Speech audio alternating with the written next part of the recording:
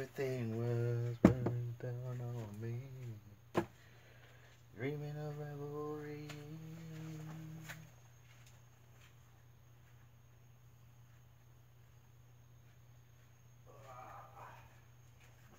Dreaming of revelry.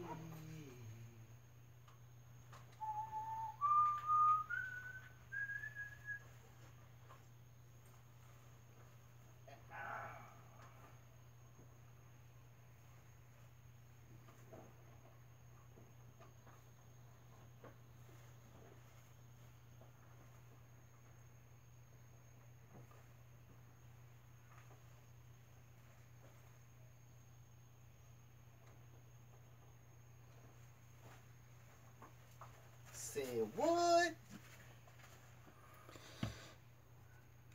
Chatty chat chat.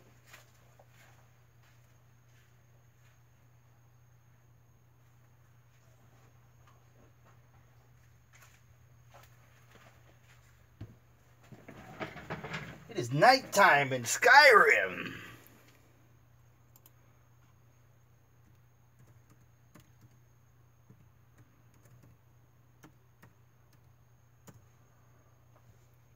Interesting.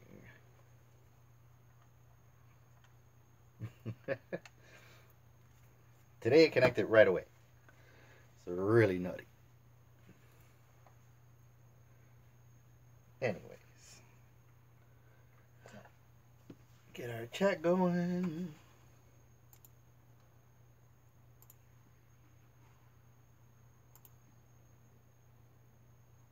Go. Email.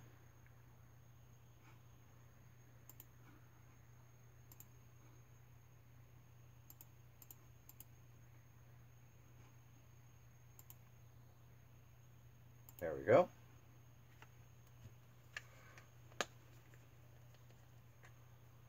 Still got a couple of minutes. Set everything up. I just want to make sure the camera's rolling.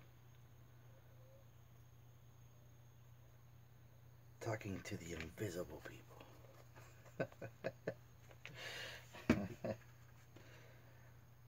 Nah, not really.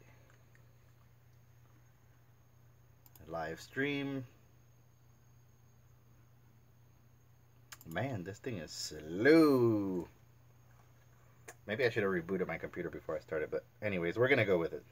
We're going with it. Just getting a little bit of e-juice ready.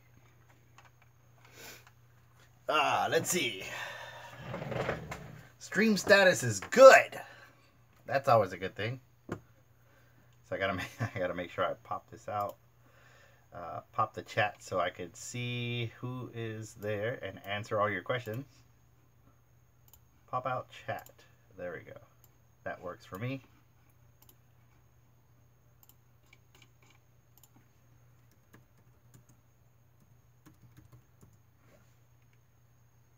Let's see.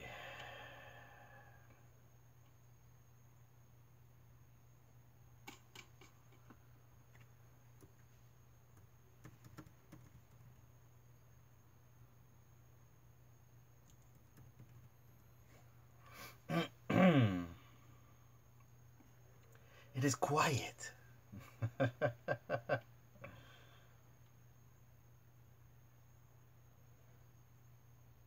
found earlier today I found a channel that has like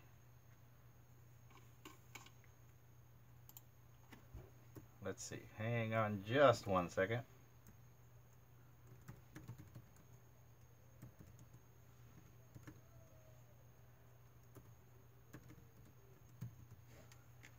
Okay, yeah, earlier today I was, here it is. Earlier today I was looking for some background music that I can have, and I found this one channel that has some pretty good music. And I won't get in trouble with YouTube, so I'm going to have some of that running in the background. And there's a playlist.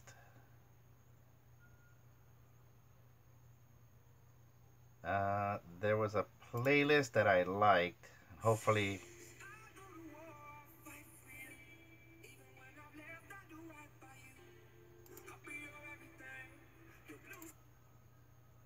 that hopefully I can play in the background and I won't get in trouble for. So, yeah.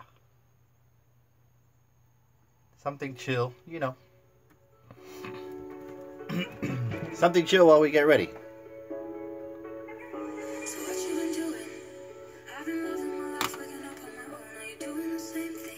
So this one's not bad. It's a bit of a like chill music or whatnot, but I don't know. I gotta be careful what I play because I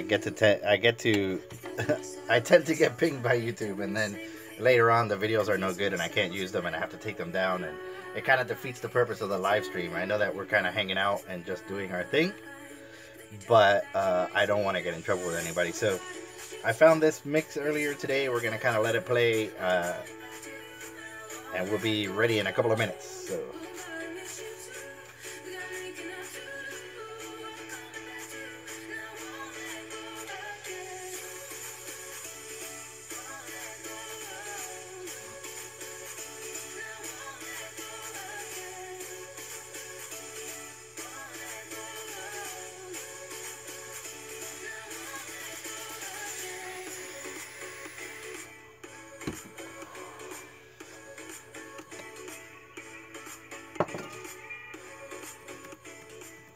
Alright, here we go. We're all set there.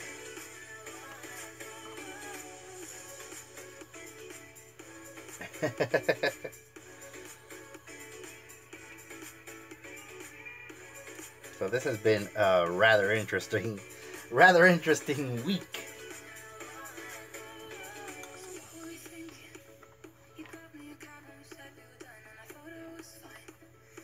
It's been a rather interesting week.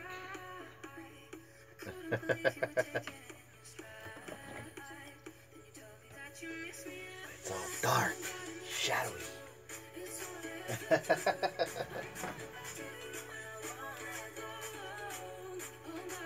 It's funny. It's like when you first start doing a live stream of any kind, you know, you're all nervous and you don't know what to say and stuff like that, and or I should say, at least for me, I had like way too much stuff that I wanted to say, and I would try to say it all at once, and and sometimes my mind would go faster than my mouth can say things. But I'm not usually like that. So the more you do these live streams, and the more you're in front of a camera, and you're in front of the camera and you're kind of talking to nothing. It becomes a lot more normal, like especially for my wife and my kids and stuff like that. When they see me doing these kinds of videos and stuff, they kind of figured it all. You know, they figured it out. It's like, oh, you know, Dad's doing the live stream, that sort of stuff. But it's a little different for me because when I'm working, I just work. You know, I just go from one project to the next project to the next project to the next project, and so on and so forth. And and then doing the live stream is something that I've wanted to do, and like I said, it was a challenge for me, for my channel, to do 52 videos in a single year and have different projects every week. So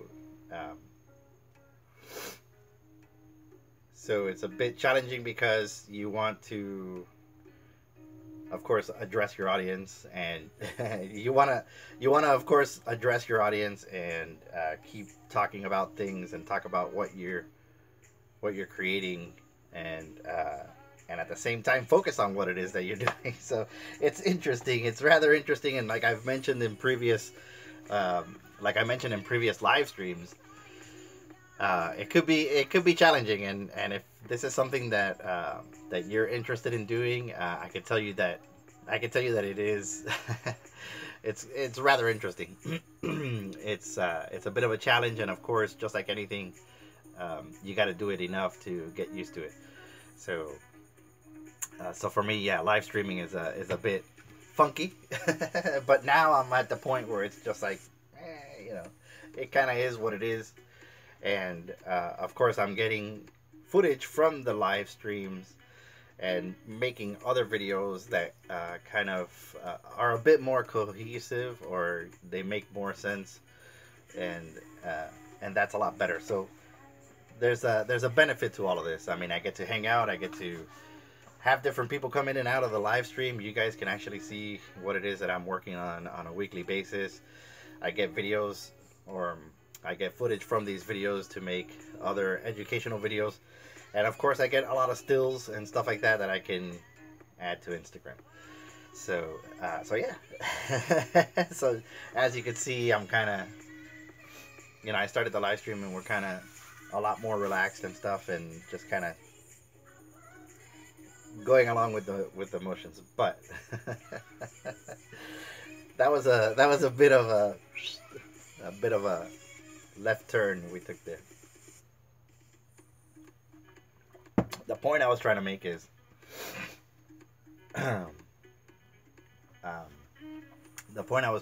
that it's a lot easier for me to do the live streams now, and I'm happy about that. So as always, as we do every Friday night, my name is Lazaro Gomez. This is Bot 10 Art, and you're tuned in to the Friday night live stream. So last week I started taking apart the Batman, and that's actually my Batman right there, which I'm going to start working on pretty soon. That's the one that I'm doing the challenge with.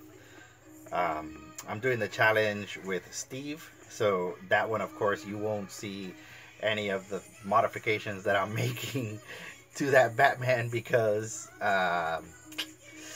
it's a bit of a secret. It's a bit of a secret, and you won't be able to see it until it's finally complete.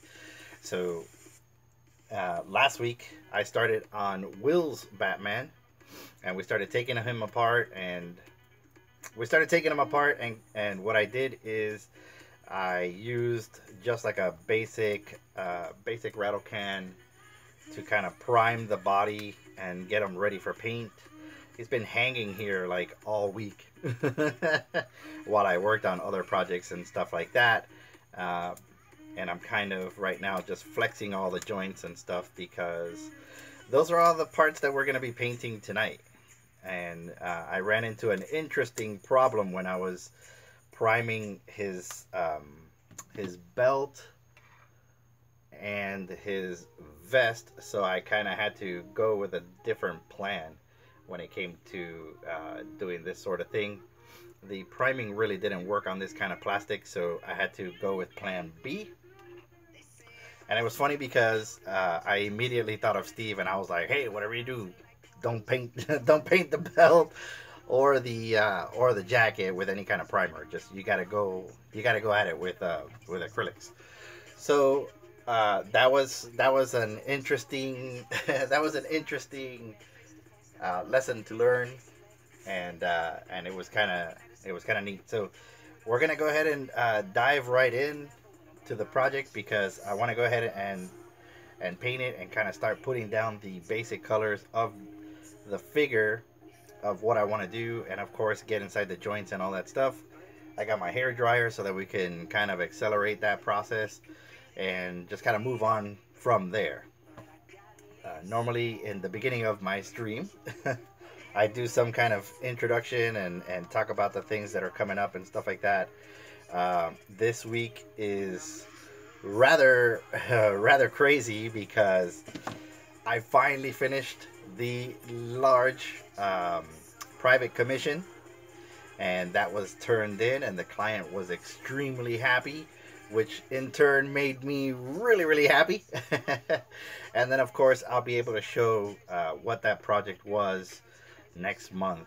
And I didn't take any video of anything that I was working on, but I did take a lot of still shots, and I did take a lot of still shots of everything I did, and then hopefully I'll be able to show that once the client gives me the okay to do that. So I'm excited about that. And then also I'm extremely excited because my Anet A8 3D printer just arrived today, and I am so happy about that because it is an early birthday gift. Tomorrow's my birthday and I got a 3D printer. So with that, I will have an unboxing video, I will have an assembly video, and then of course I will have an upgrade and 3D printing video. I'm really excited to have this, you know, this new tool in the pipeline, and of course it'll be really exciting just to see all the stuff that I can come up with the 3D printer. So if you're interested in that sort of stuff, I suggest you subscribe and hit the bell, because there's a lot of videos that are coming your way that deal with the 3D printer. So with that said, let's go ahead and flip the camera and let's start painting our Batman figure. Let's start painting this guy. All right, I'm gonna adjust some lights and flip over. Here we go. It's dark. Not anymore. Alright, here we go. Now we got plenty of lighting. That should suffice. So, yeah, last week I made this like makeshift hanger so that I can kind of hang. He would hang there freely while I sprayed him and primed him and stuff like that. So this is just a basic primer that he has on him. And like I said, we're gonna start painting all these different areas. I didn't really go heavy on the priming because it really wasn't, it really didn't need it. You know, it didn't need it. I just wanted to get rid of that hokey paint job that he had, and then hopefully get him more looking better, looking like a better Batman. So I could go ahead and take this off now. And the idea I had for this was, obviously this is the comic book version of Batman versus Superman. So I wanted to make this figure look a little bit more like the movie version of Batman versus Superman. So we're gonna have to do some covering right here, and I'll do that later on, and then we're gonna get to paint this guy tonight. So that's it. There it is, our Batman. I'll zoom in a little bit there so you can kind of see what's going on, and I will get some paints ready. Let's see what we're going to do. All right, that'll work for tonight. Everything is kind of everything here is kind of like in disarray because I'm moving a bunch of stuff. I'm changing things here in my office so that I could accommodate the 3D printer. So I'm kind of like scouring everywhere for my stuff. It's everywhere. It's everywhere.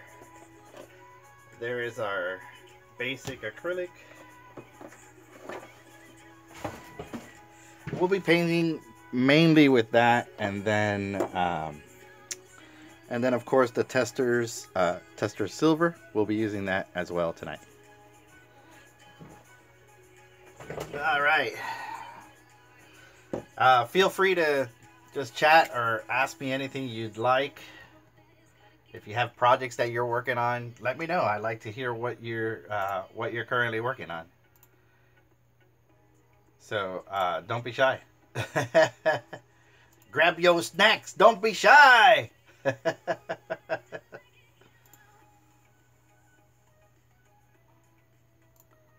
Couple of things I'm looking at. All right. So, hi. Good evening to you.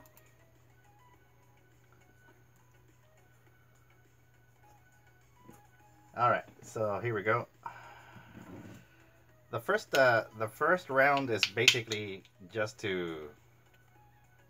coverage. That's all, you know, that's all basically we're concerned with at the moment is coverage.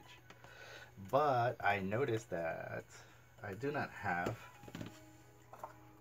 a place to put some paint, so we're gonna turn this into a makeshift palette. Very carefully. Danger, Will Robinson. Hi. Alright, there we go. And it's just, you know, for me to add some paint. And again, like I said, tonight, we're just going to get paint everywhere we can. It's not a pretty process. It's just kind of laying paint down.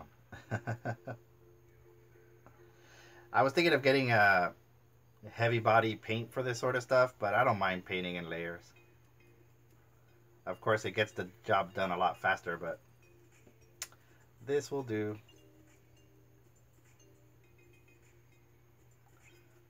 This will do. How you doing tonight? You doing good? How's the baby?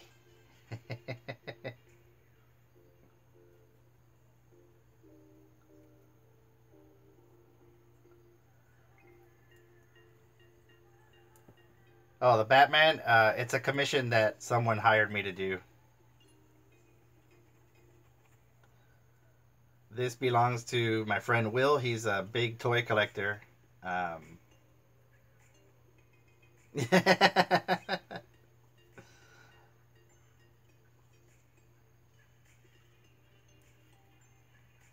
I guess all of them.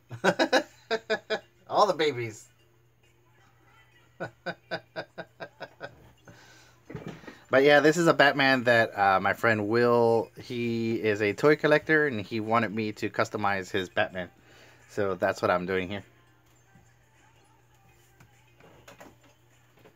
And then I have the same one that I'm going to be doing a challenge with my friend Steve to see who can customize a Batman better. But it's not this one. This is Will's.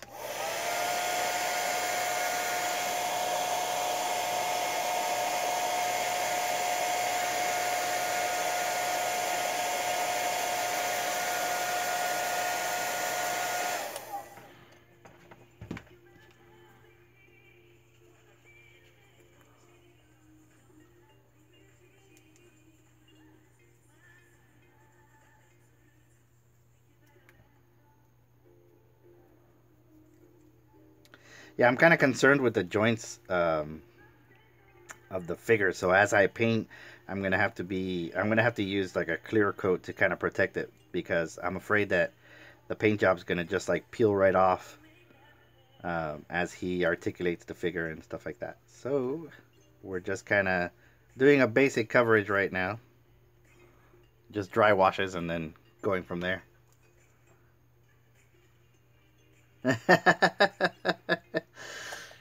Maybe he's doing karate.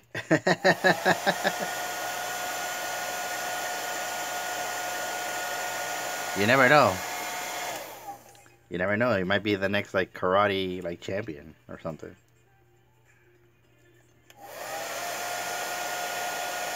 That'd be kind of cool.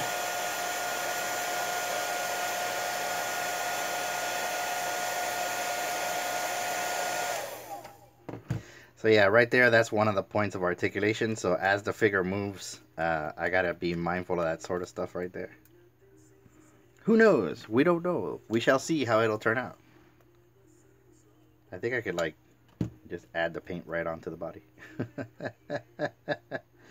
I'll spread it around enough to like make it work. See, like right now, I'm not too concerned with like how clean or pretty this is gonna be, because it's all about just the coverage of the figure.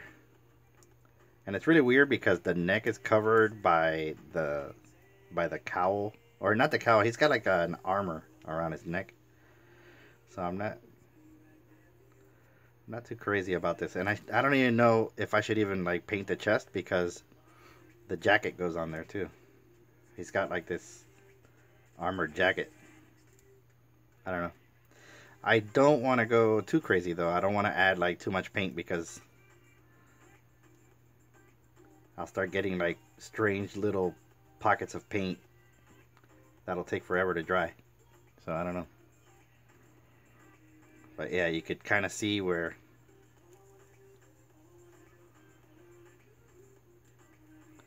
as long as I can keep spreading it around, I'm okay. Batman. Batman with no head. I killed him.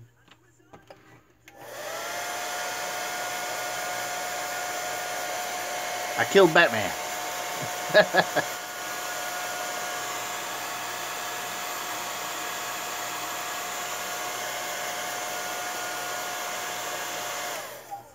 See right here? That's not good. Right there. Like, I don't mind if it dries in layers, but I don't want paint to get trapped where it shouldn't be.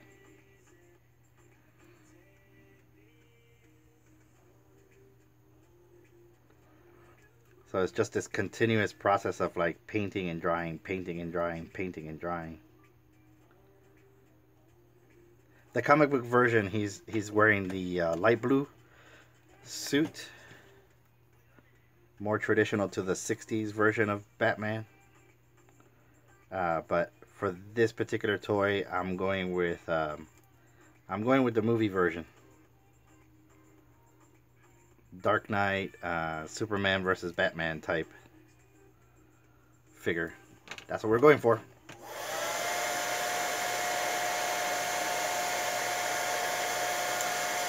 Yeah, yeah, more modern look. I mean, the comic book version looks really cool, and I have it here on the wall.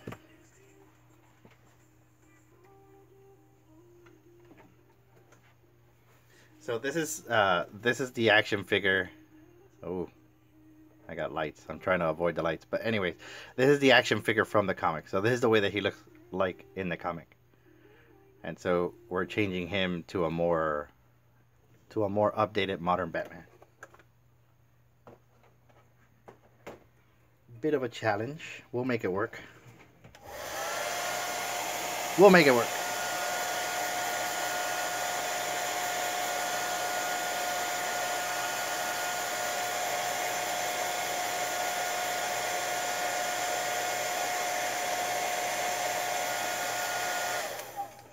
Of course, I could have painted this with like spray paint and be done, but I haven't set up my spray booth to work indoors, and I'm not ready to set up something outside for the live stream. So I went with acrylics instead. That way we have a show. If not, we don't have a live stream.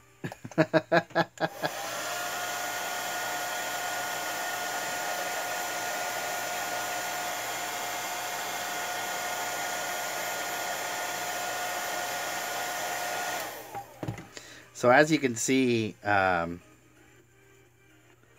those parts are getting painted, and the joints are working pretty good. And that's what I wanted. I was afraid that if it dried, the paint wouldn't allow the figure to actually articulate the way it's supposed to. But it's working fairly well.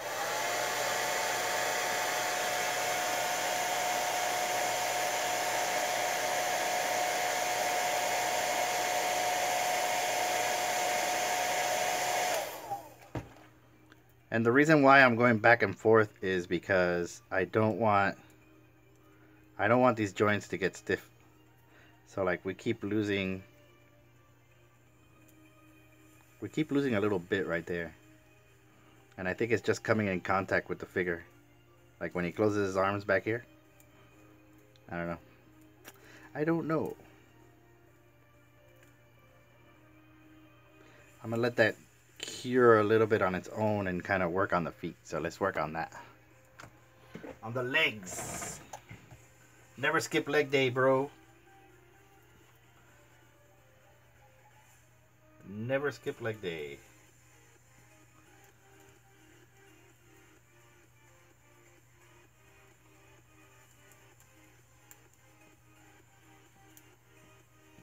So yeah, I get all kinds of commissions. It's not just artwork.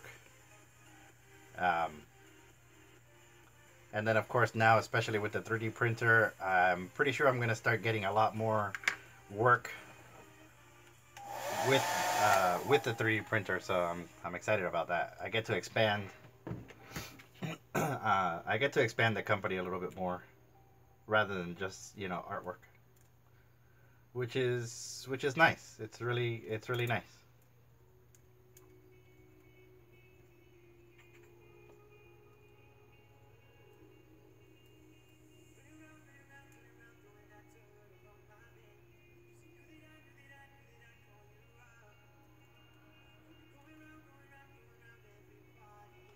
Alright, there we go. Batman's knee.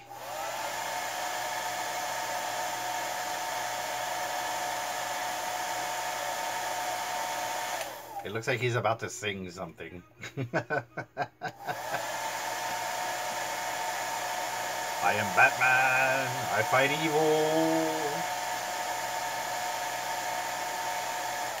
Yeah, never skip leg day.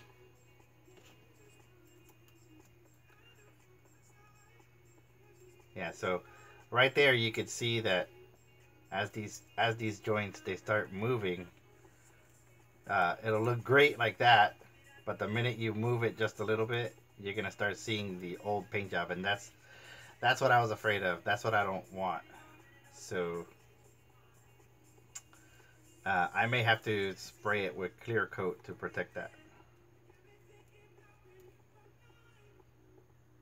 It would be different if I can completely take the figure apart, but with Will's commission, I didn't want to risk damaging the toy, and I couldn't put it back together again the way that I want it. So I had to resort to this method right here. But I think we'll be all right. We'll be all right.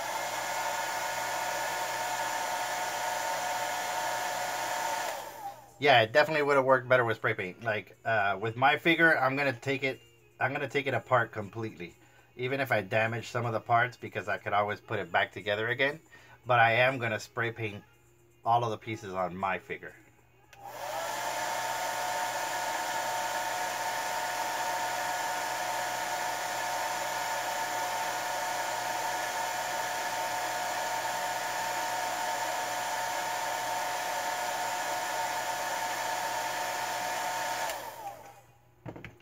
So yeah, we may have to just keep going back and forth, and then I'll spray the joints with like some kind of clear spray paint outside, and then dry it here with the blow dryer.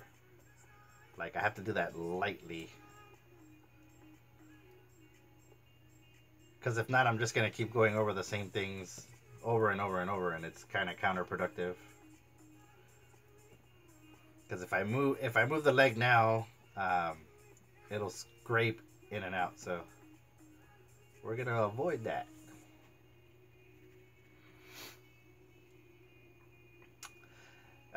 Yeah, the whole thing is going black, but the boots, and he's got these bracers that are made out of metal, and that's kind of his armor. So the boots, this bracer right here, this right here on his wrist, and on the hand there's a plate that's going to be silver. But for the most part, the whole figure will be black. So I mean, technically I could spray it all black, like I said before, but then we wouldn't have a live stream. So I'm just kind of showing that you could do it with acrylics as well. But yeah, for the most part, his suit is black because they started, they changed his suit from that corny like blue to the black suit when they modernized the Dark Knight.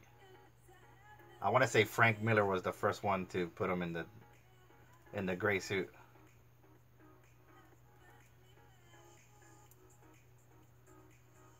Useless knowledge.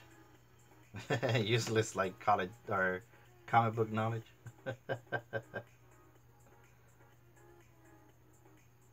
Alright, there we go. Paint and dry, paint and dry.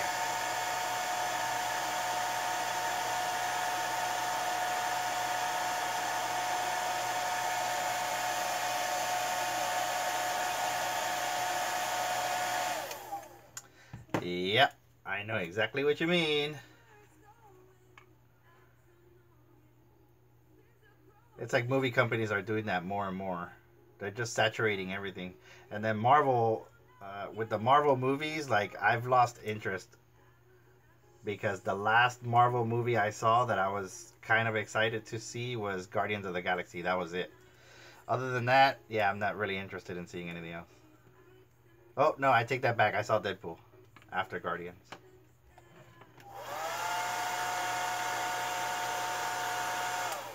And Batman versus Superman, it's kind of a, they call it the bipolar movie, because really it works as 2 movies in one. But they kind of had to film it that way so it could lead into Justice League, and I don't know, it was kind of weird.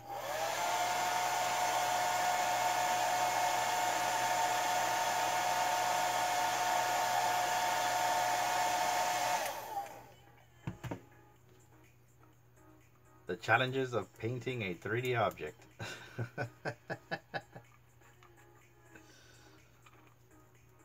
Alright, here we go. Look how acrobatic Batman is. He works out.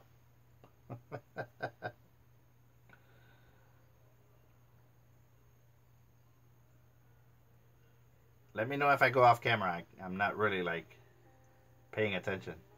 So like if you see me painting like out here, let me know. Alright, here we go.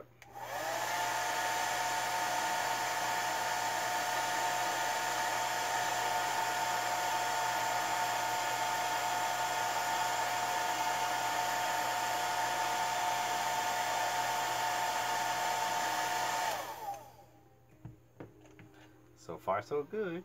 Yep. Thank you. Alright, so see that joint right there? If I paint that now, I have to leave his leg like that until I can clear coat it. So, well, maybe I can. It'll be fine. Because again, I'm just like spot painting these pieces, you know, to just like seal the paint in.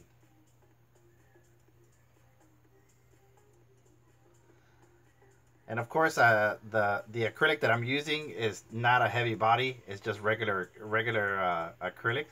If I had heavy body, it would just take like one paint job and it's done. But I kind of like the building of the layers and keeping everything like thin and kind of watch it develop. It's all a matter of preference really. But if you were building a prop or something like that, you would be using a different kind of paint. It's how the saying goes. You know, you have many ways to skin a cat, but this is my version. And then of course later on we're going to be doing some dry brushing to kind of bring out the highlights of the folds of the clothing and stuff like that. So that's later on. So it won't be entirely black.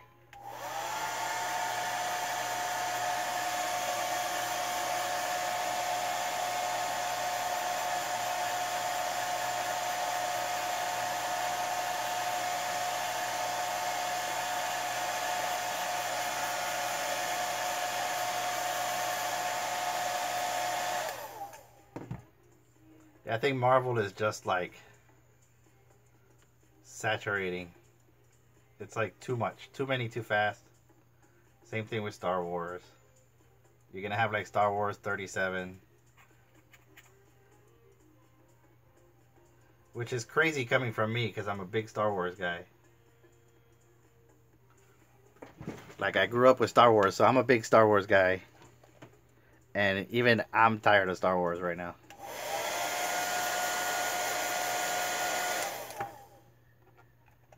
Can you imagine that?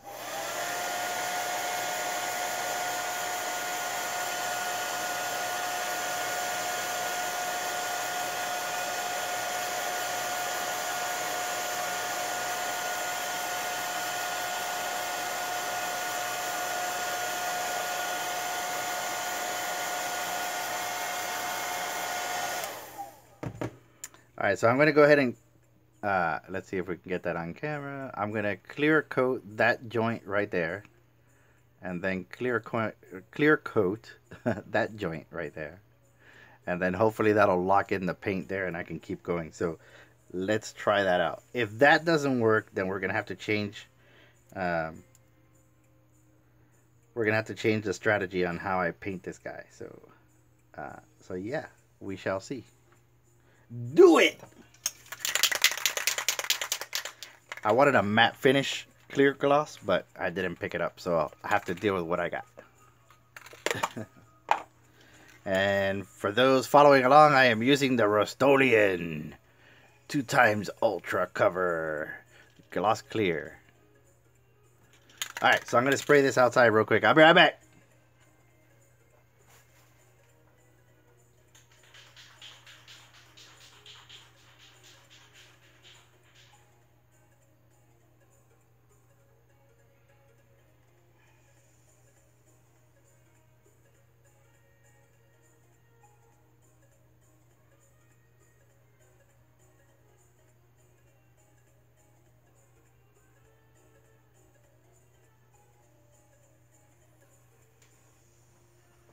Now his suit is all shiny. Shiny. Alright, let's see if I can dry it up.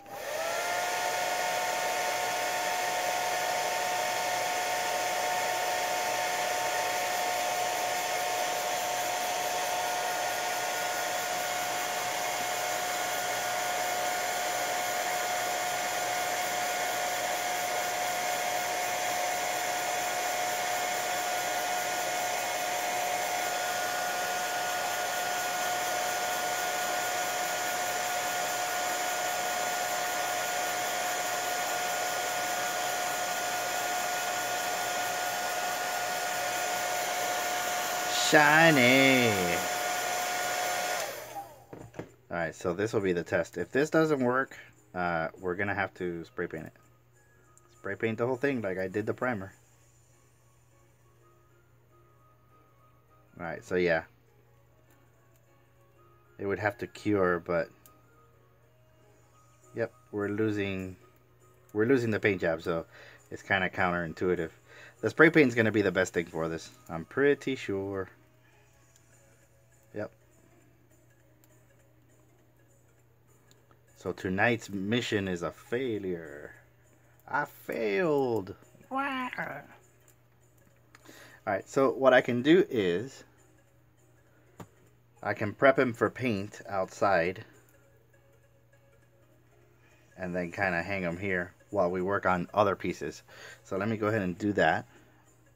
Get him ready for paint. And we're gonna have to go with plan B. Which again, I wanted to spray paint the pieces individually, but I guess it's gonna have to be the body all together. So there's my rig, my paint rig. And as you can see, my fingers, like my hands and stuff, they have primer on them. So that's kind of the reason why I didn't want to paint them. Didn't want to paint them black, but we have no choice. So what I'm gonna do is I'm gonna go real quick, paint this guy outside black, and have him hang for the next couple of days. And then of course articulate all the pieces so I can get inside there and paint those black. But tonight we have other pieces that we can work on, like this here that I have hanging, which is his jacket. We could work on that tonight. So all is not lost. I shall return real soon. The good thing is the spray paint goes fast. So enjoy some music and I'll be right back. Right back.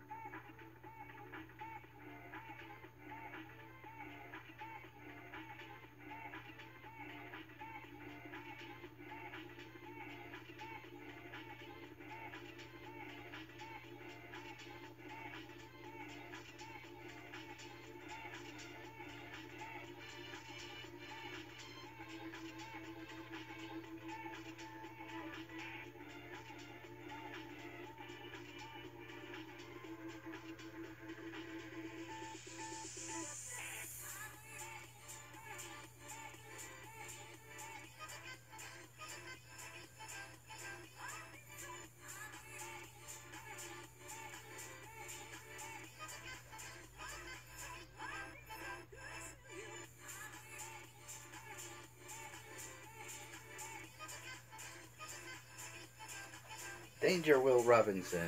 We're back. Okay, so he is now painted black.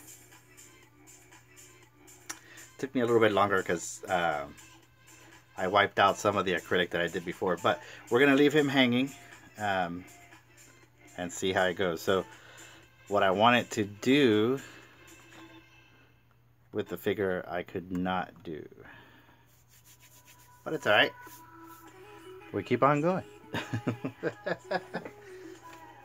So for the jacket, it's a really soft rubber. This part here is going to be all metal, but the jacket is going to be black. So what I'm doing is I'm filling in all the dark colors and then mixing a little bit of gray to kind of highlight some of the buttons and stuff that he has on the jacket. So we're going to be doing that now. And our Batman's going to have to, he's going to have to wait a couple of days before I start painting him.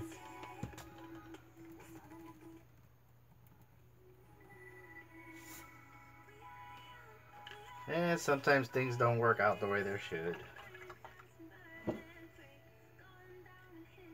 The important thing is that you move on. You move on to the next plan. So,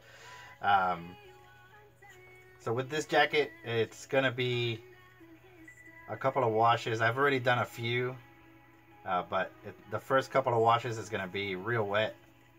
So it just goes into all the low spots of the model. And then we'll dry it and keep going layer after layer, adding more and more and more. And there we have it. And this is like some kind of cloth material that the suit is made out of. It's really odd. It's completely different than the movie.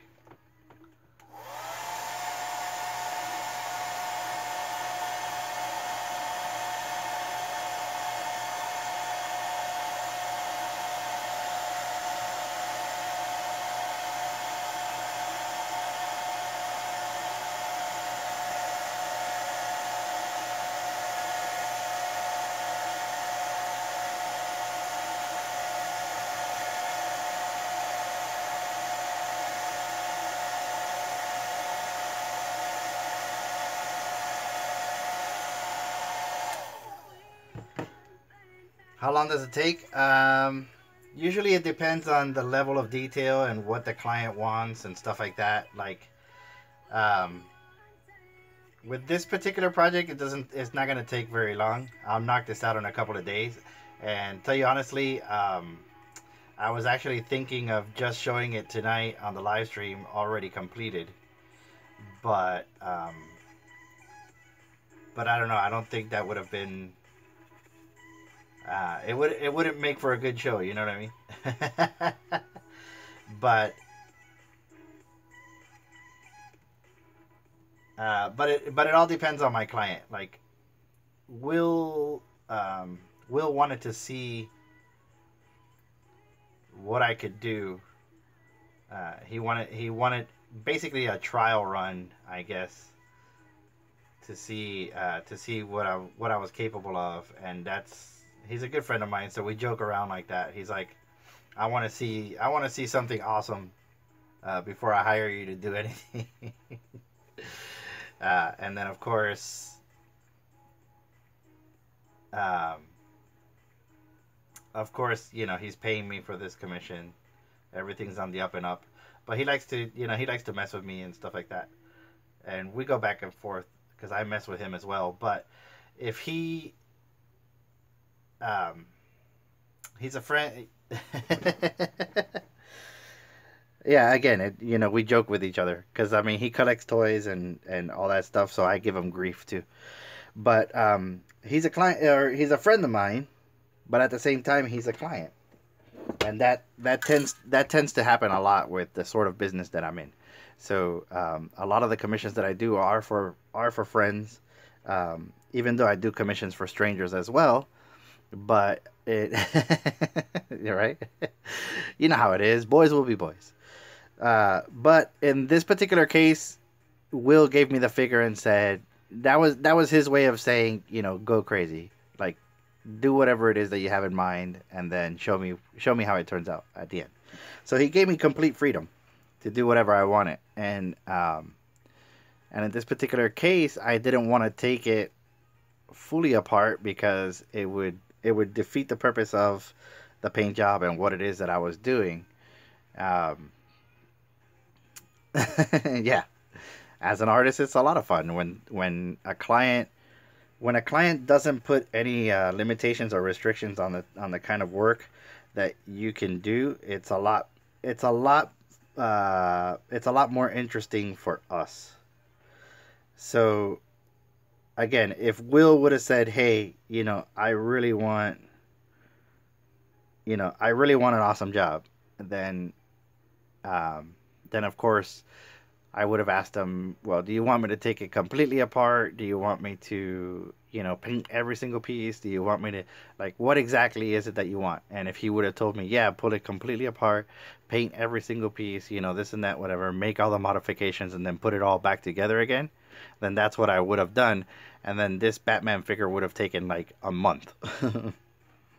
But this one, it's going to be done fairly quickly. I could have had it done. In just like a couple of days. So if you break that down in hours, you're looking at like a 16 to 20 hour project. Which is, it's good. It's good money, you know what I mean? Part of the reason why I took it, I took the commission, was because I've always wanted to like redo this particular figure.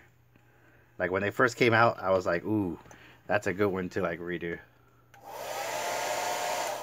Yeah, and by the way, yeah, 16 hours. But just to put things in perspective, I just finished a private commission that took 3 months to do.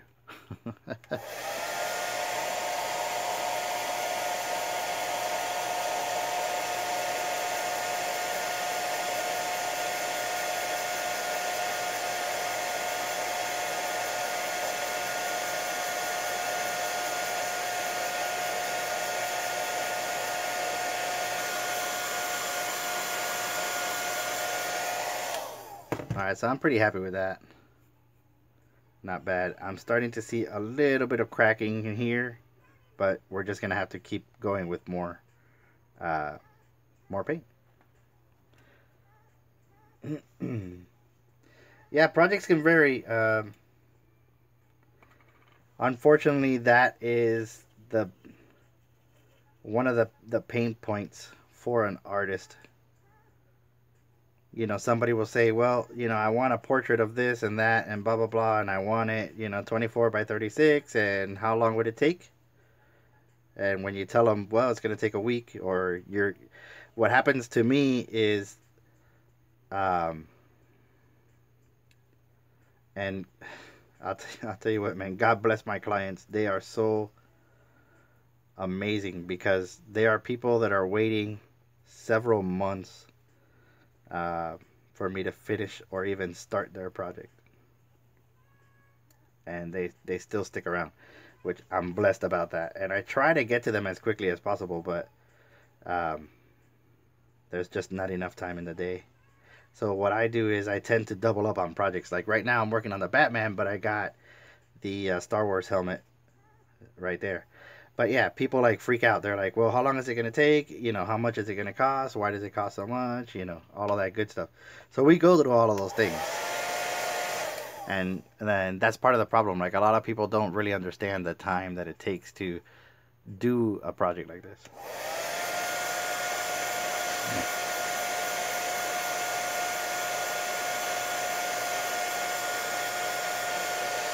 And of course, the question always comes up: have I ever had a client that hated the work that I did for them?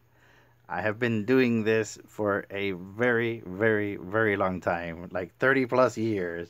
And thankfully, I will knock on wood really nice and loud.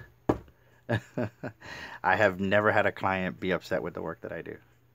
I am blessed just for that.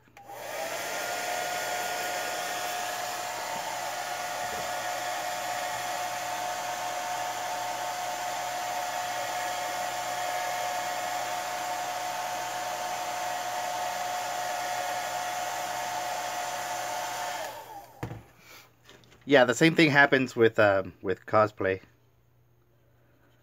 Um, let's say someone was doing a cosplay of like Master Chief, Halo, or something like that. They hire me to do the armor. All that is custom, and a suit can cost anywhere from uh, you know, $200-300 to 5,000-6,000, depending on how much money and materials you want to put into it. And yeah, you're getting a custom piece, and that's the whole thing. Like, there's people that really get it. Um, there's people that really get it, and there's people that don't. Will is the type of person that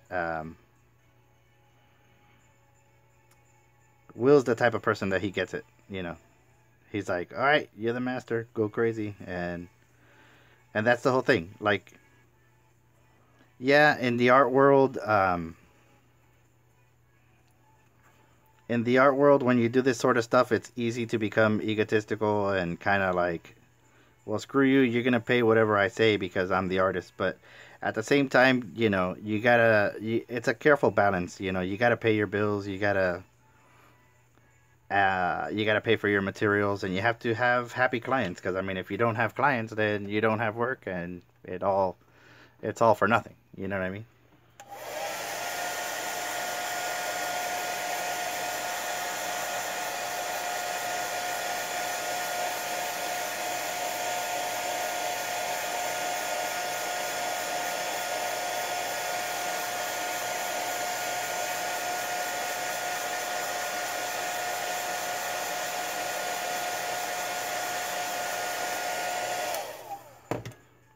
It's just like any art.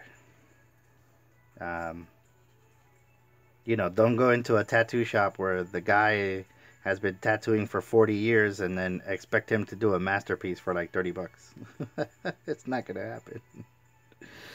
And yeah, everybody has their trade, everybody has their profession, everybody has their prize, and all that stuff. So like for me, I collect artwork from different artists, and I don't mind paying a little extra for something custom, or I commission them to do something for me, and they commission me to do something for them, and vice versa. So it's kind of like, yeah, you can charge, you can charge more. You can be like a contractor. But yeah, like a lot of the stuff that we do amongst artists is reciprocal. You understand? Like, now that I have a 3D printer, my buddy is gonna ask me to print out a bunch of stuff, and we worked out an agreement to where I would do it for a certain amount, and everything was groovy.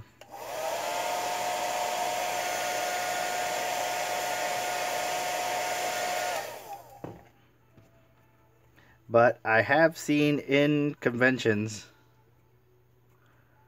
and it has happened to me as well, where someone will come up to your booth and say, they see a print, the print is $20, and they're like, well, that's stupid, I could paint this myself.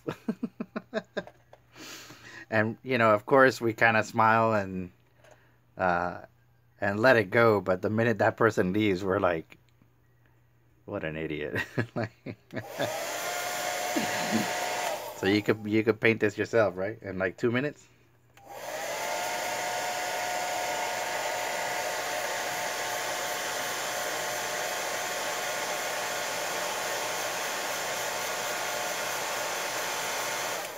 And again, I'm not in the business of like trashing people, but it's just hilarious when they come up to you like that. They're like, well, why are you charging so much for this? It's like, cause we gotta make a living. And it's the same thing there, yeah, I'm working on a custom piece. It's gonna cost a lot. But when it comes to conventions, it's the same thing. I mean, each convention can charge anywhere from $100 to $400 for a 6-foot table. As a matter of fact, this MegaCon that's coming to Orlando was purchased by another company, so it's no longer the old MegaCon that we love. It's a new company that bought it out, and they are selling a 6-foot table for $350, I think it is, for 4 days. And, hope and pray that you make Hope and pray that you break even, and like pray really, really hard that you make some profit that weekend. Because if not, I mean, there's people that there's people that pay all that money for the table and they don't sell anything, and that's just, it's devastating. It's devastating for someone who's trying to make a living, you know. And it's like, that's how it is. Oh.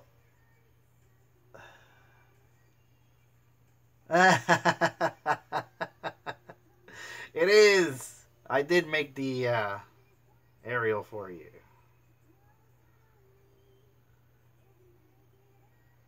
Yeah. Oh yeah, yeah. That's the thing. And then what I've noticed is a lot of people are starting to share tables, and you know that lowers the cost, but you still have a cost because, um, you know, you gotta make prints, you gotta make prints, you gotta make originals, you gotta pay for your table, you gotta do all of that stuff, and then at the end, you know, how much did you make? And there's people that solely rely on that as their source of income. So, like for instance, my buddy Drew Blank, he does really neat artwork, and I've been following him forever, and we've done several shows. Well, we've been at the same shows together. We haven't done shows together, but we've been at the same shows together. And this is the kind of artwork that he does. I'll zoom out a little bit so you can see it. So this is my buddy Drew Blank, and he does artwork like this, and I love collecting his artwork. And he's the type of person that's his income. He goes from show to show to show to show, and he has to pay for tables. He has to pay to make these prints, and some shows are good, some shows are bad, and yeah, it's definitely a risk. It's definitely a risk, and I have some artist friends that are now starting to get into business. I've been doing conventions for a long time, and I have friends that are now starting to get into business, and I kind of groom them a little bit as to what to do and what not to do. And of course, we also have a quiet network. I like to call it a quiet network, but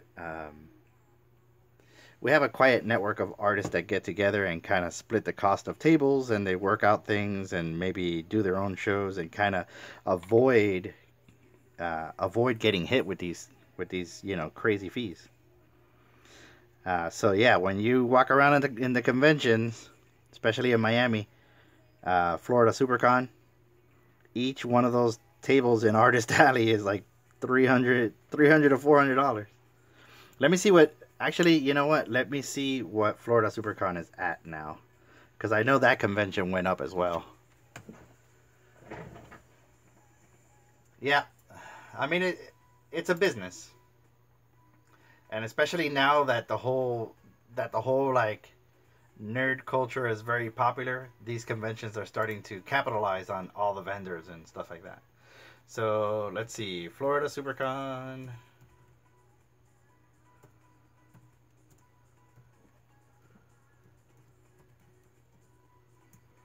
All right, so Florida SuperCon happens in Miami, and that one is in July. And okay, exhibitors, purchase space. So I have the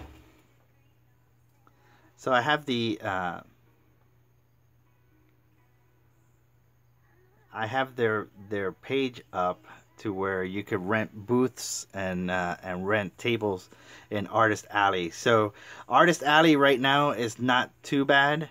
It's going for $250, and it's a 6-foot table. You get 2 chairs and 2 badges. They used to give you an 8-foot table, and they used to, not this particular con, but just cons in general. Sometimes they would add Wi-Fi, they would add electricity and stuff like that. So this is just the table, the 2 badges, 2 chairs, $250. So that's actually not bad. That's actually not bad. They lowered their price from what it used to be, because Florida SuperCon was one of these shows that I would avoid. And $250, that's not bad. That's the price of Tampa Bay Comic Con, but that's like a way better show. It's a lot more fun. A lot of my friends do that show, and usually I never skip that show. So I'll be doing Tampa Bay Comic Con. Exhibitors, exhibitors and vendor booths. So a standard corner booth can run you $850 if it's available, and then the standard inline booth, which is a 10 by 10 pipe drape, is sold out at $700.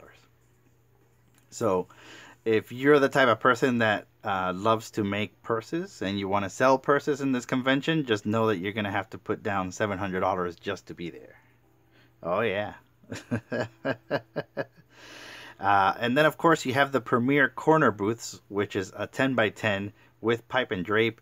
It's basically the same size, but it's a better location on the floor. That would cost you $2,500. And you have the non-genre brand 10 by 10 corner booth for $1,195. And it's available, but it's very limited. And then, of course, you have the inline booth. That's a non-genre brand 10 by 10, which is sold out at $995. So that is the price of an average show. I could tell you that MegaCon here in Orlando is at $350 per table. Tampa Bay Comic Con is $250, and you know, that's not even counting the big shows, because the big shows like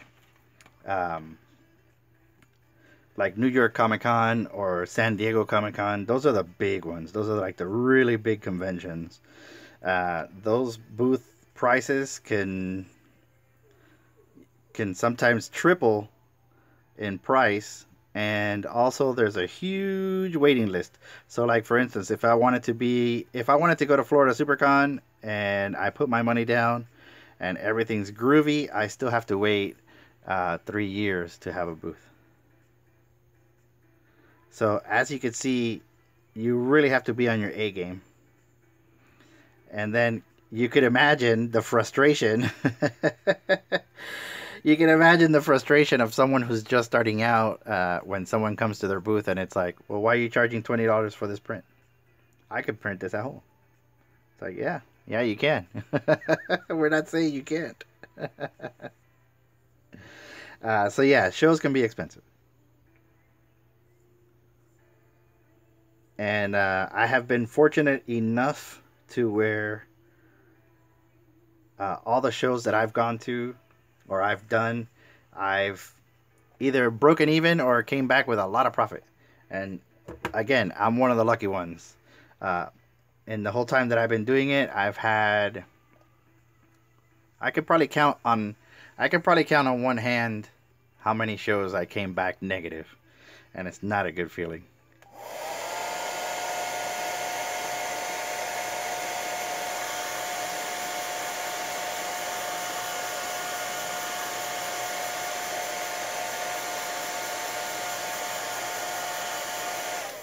Yeah, it's definitely not a good feeling.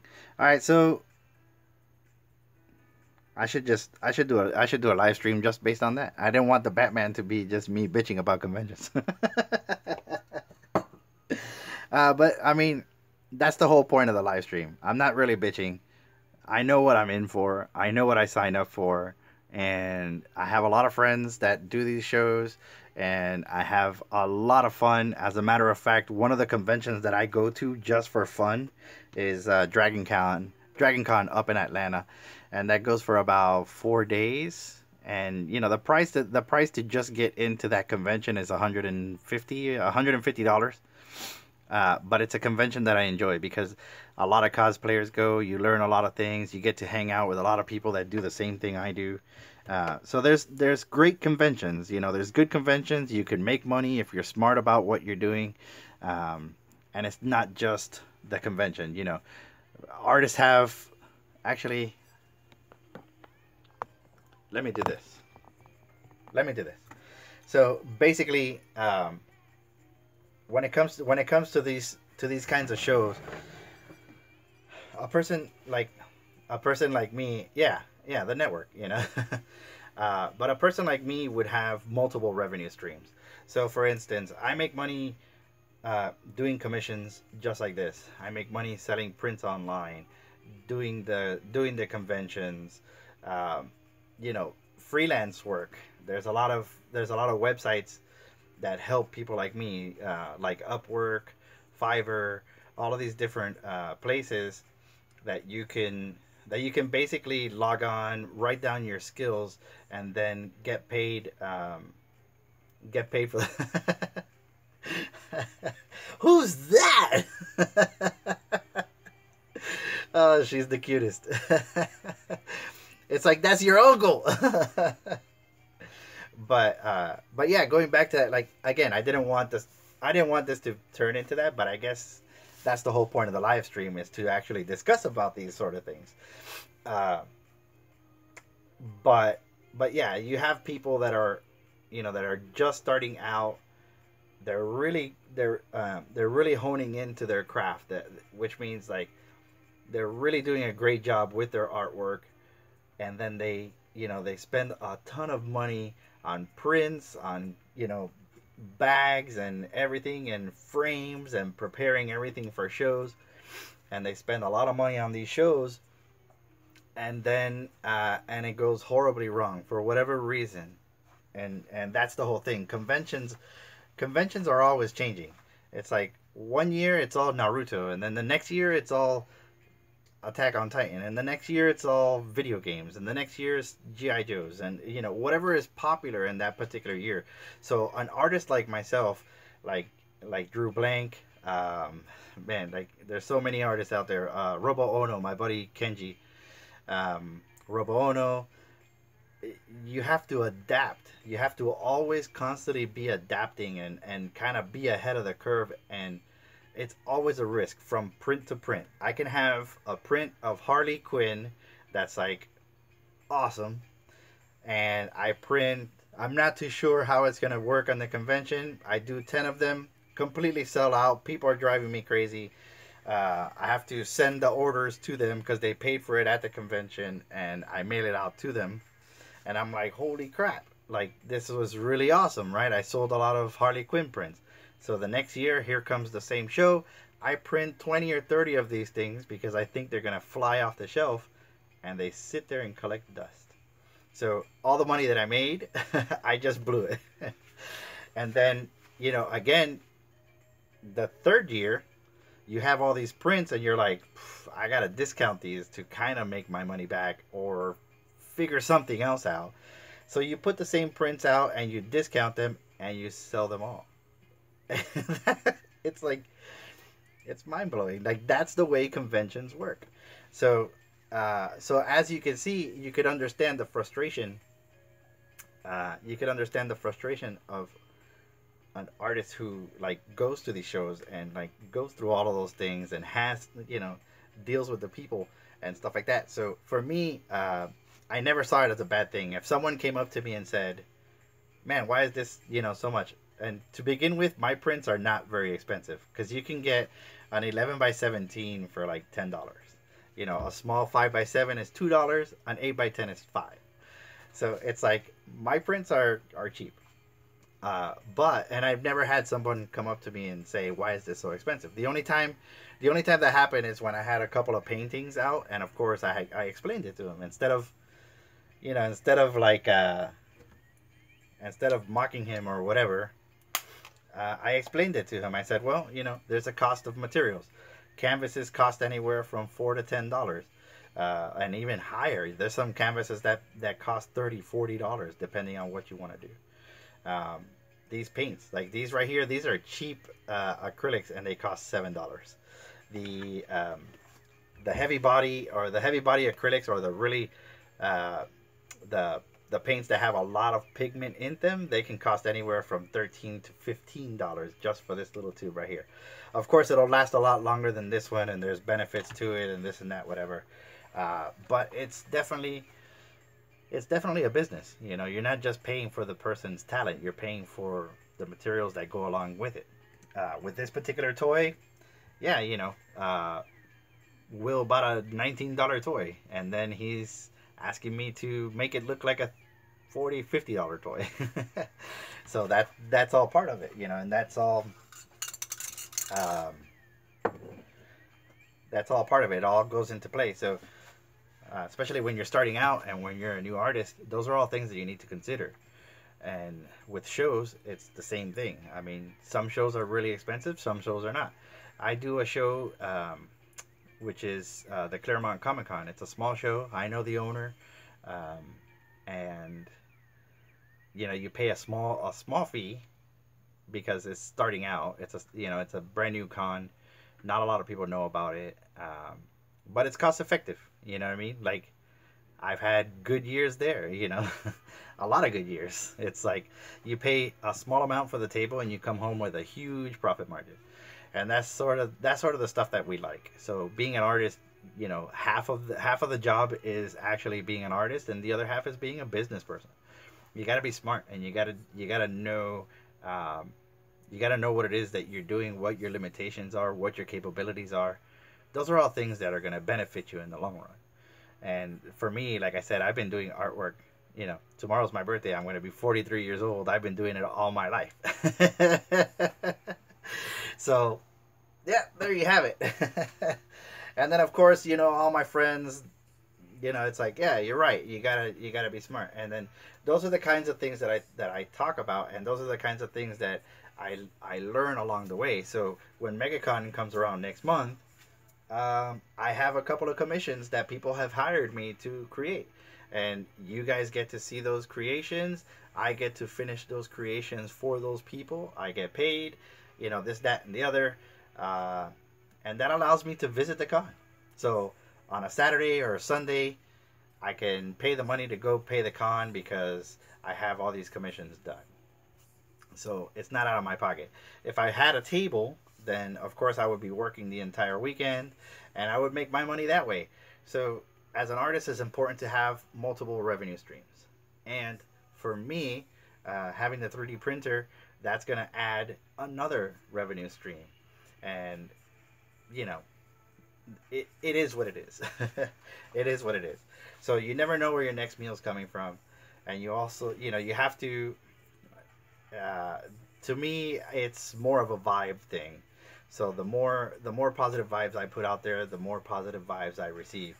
I can't tell you how many times I see people making the very simple mistake of actually drawing at their table, and people are looking at their stuff and they don't even look up to address the person to say hello. And that is just ridiculous. Like, if you have people who are interested in your artwork, talk to those people, invite them in, make them feel like you're doing something, like you want them there, like you're not just bothered by them. And that tends to happen. Now with me, I always have someone with me because it never fails. I always have commissions the entire weekend. So I'm selling prints, I'm doing my thing, but on top of that, I have commissions. So Friday, I'll have Saturday and Sunday completely booked up. And then, of course, I have my friends that want to come over and they want to talk and they want to, do all of these different things. So it's a careful balance. I have to, I have to take care of all of those things because it's important to me that my friends come and visit. It's important that I get commissions. It's important that I make sales. It's important that I, that I have fun and I learn from these sort of things and stuff like that. So it's a careful balance that I have to do every show. It's stressful and I come home very tired, but at the same time, it's what I love. It's what I love to do. So, this year's MegaCon, I'm not doing it. I'm skipping it because I couldn't find someone that wanted to share a table, but at the same time, I have some friends of mine that are just starting out, and this is their first big con, and I'm like, I can't tell you how excited I am for them just to see how they work through all of that sort of stuff. But yeah, I don't know how we ended up on talking about conventions, but yeah, it's important. So yeah, custom pieces just like this, yeah, they can run anywhere from, a couple bucks to a couple $100, depending on what it is, you want to do. Something like this, of course, the Stormtrooper. This is for a friend of mine, Chris. His mom survived cancer, and I gotta tell you the truth. This has been sitting around here forever because I haven't gotten to get to this particular project. and that's a good, it's a good problem to have. It's a good problem to have where you can't finish your commissions. But well, I shouldn't say can't finish your commissions. I should say you can't get to your commission. So poor Chris has been waiting for this helmet forever, and this year it's gonna get done. It's gonna get done, and I promised him I would do it. But yeah, there's also paintings that I have just sitting around waiting to get done because, like I said, there's not enough time in the day to get them all done. So, you know, when you're a good person, you're a good artist, you create good artwork. Yeah, you tend to get blessed with a lot of work. And of course, my projects. You know, there's a lot of things that I want to do. Like for instance, just this week, my buddy Jared, who has a 3D printer, so he printed out a face hugger, which I put it on my Instagram. So this is a face hugger that my buddy Jared made on his 3D printer, and you know, he's like, all right, here you go, here's your own face hugger. So literally, I got it, admired it, showed it to a bunch of my friends who are into this sort of stuff, and just kind of balled it up just like this, nice and neat, and put them on my shelf because the problem is that I want to customize this thing and kind of get it closer to the movie version. This is obviously this is an object file that exists online, and he printed it for me because he knows how much I love Alien. So yeah, I am going to basically, you know, model this a bit more. I'm gonna paint it, I'm gonna make it photoreal, and all that good stuff, and just kind of have it hanging here on my desktop. There's a lot of things that I enjoy collecting. There's a lot of things that of course that I love to do. So I have my own personal projects, and I have all the commissions and everything else, along with shows, the live stream, you know, online sales, and everything else that goes along with it. So so yeah, that's something to consider, something to think about. So for me, we learned a lot today. My painting, my acrylic painting of the Batman didn't turn out the way that I wanted to. So what I'm going to do is, this paint's pretty much dry already. I'm going to spend the rest of the night just painting the Batman and letting him dry using spray paint. And hopefully the joints will not scrape. So we'll see how that goes. Fully cure the Batman. And then I'm going to do all the metallic with the testers, because of course the live stream is only an hour and we're already a half hour over. So I might, not to carry the project on for another week, I might just do a short video that'll kind of tie it all in, and I'll talk about what I did to the Batman to finish it all off. Because of course I still have to do the custom cape, and I have to cover up a couple of parts on the Batman. And then, of course, present it to Will, and hopefully he doesn't kill me. He'll be like, I hate it. This sucks. Take it back. And then that's when, of course, I'll very humbly give him mine and say, sorry, I messed up. But yeah, it's rare when it happens because of my workflow. I just tend to go step by step, little by little, and that's how things get done. So, as always, I hope you guys have a wonderful weekend. I don't know what your plans are, but for me, of course, I will be working on my commissions, and I have a bit of a honey-do list to do here in the house. So I'll be doing that, and then of course whatever birthday festivities will occur tomorrow. So yeah, stay tuned. Make sure you tell everybody about the live stream, and of course I'll have an unboxing of my Anit A8 3D printer. I will have a video of the assembly, and then a video of all the thank you. Thank you.